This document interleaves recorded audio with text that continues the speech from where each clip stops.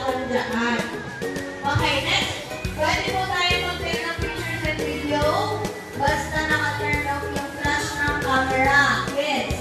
And lastly, kapag nanonood na tayo, iwasan ang pagtayo at paglaan sa kamay para hindi makita ang ating shadow. Kasi yung kamay nila yung mapapanood natin. Okay, now ready na kayo? Ready na po ba kayo?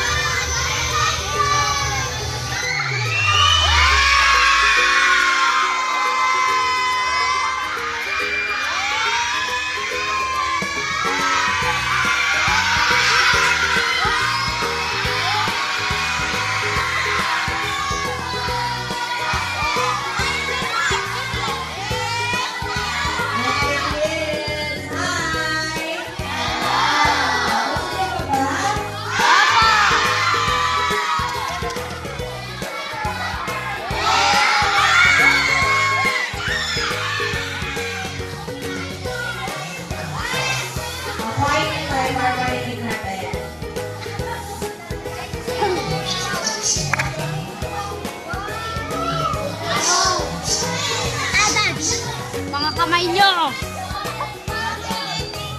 Ang ganda. Mas maganda sa cellphone.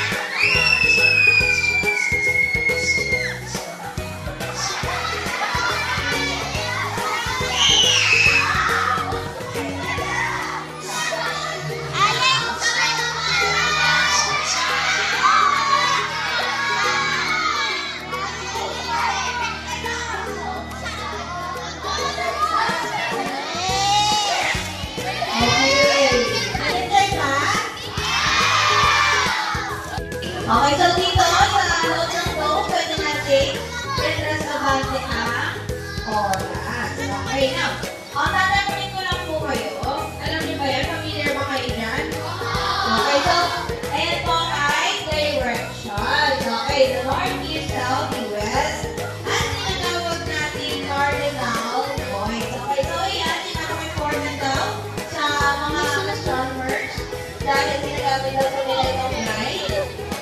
Yumi, wag mo na picturean. So, po nila palapit ang mga sinasawang objects na okay. So, makikita natin dito parang yung araw. Oh, may laser. Okay, again. Forward to time po kayo. Okay, now, habang makikita yung araw, makikita natin na unti-unti nagkakaroon or kumakalat yung liwanag sa kalangitan. So, nagkakaroon na iba't ibang kulay ng liwanag sa kalangitan at tinatawag natin Rayleigh scattering. Okay, balik natin si araw.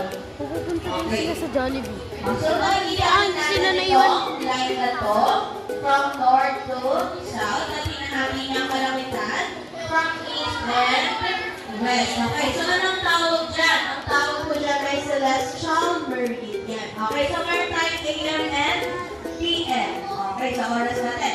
So kapag nandito pa lang daw si Sun, ibig sabihin ito ay nasa AM pa lang. Okay, so kapag si Sun ay umabot na dito at papunta na dito, ibig sabihin PM na or after na ng Himalay. Okay, so matawag natin si Sun. And also, gaya nga po yung sinabi ko, okay, so si Sun ay tatawid na. Okay, so kapag ang isang object daw, makikinig po ba natin ito sa likod?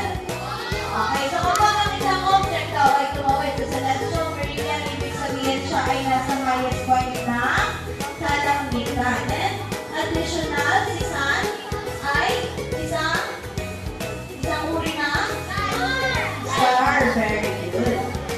Okay, so makakapon na daw at maghahati.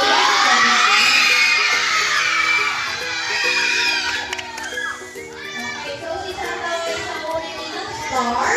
At siya ang pinakamalaking star at si Sun ay nasa center ng ating solar system. Okay, so makikita natin na napakaraming stars. Okay, now, makikita natin yung red light.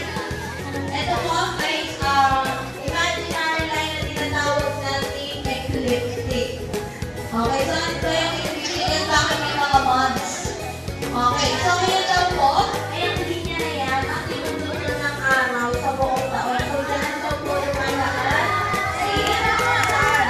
At hindi lang si Sun, okay, hindi lang daw si Sun ang lumalaan dyan. The whole planet and other celestial objects. Okay, so yan ang tawag nito ay ecliptic.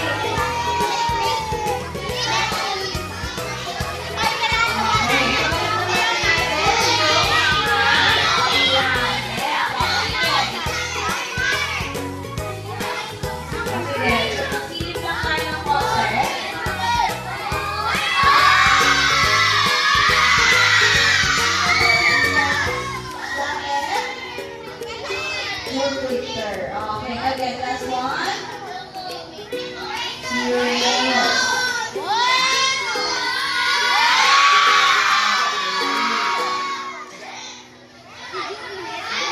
Wala, laki na. Okay. Okay now. Okay now. Kung makikita natin, kids. Okay, so makikita ba? So makikita natin napakaraming stars. So long time ago dahil mga ancestors natin ay ginagamit ng stars para mag-guide sa kanilang paglalakbay. And habang naglalakbay sila, na-observe nila na yung mga stars ay mga nakakakuha ng different shapes and patterns. Okay, so nakikita ko. Okay, so ngayon, nakikita kayo. Ano yung mga nakikita ng shape? So, meron parang May aso! May nakikita kong aso! Dalawang bungkol! constellation.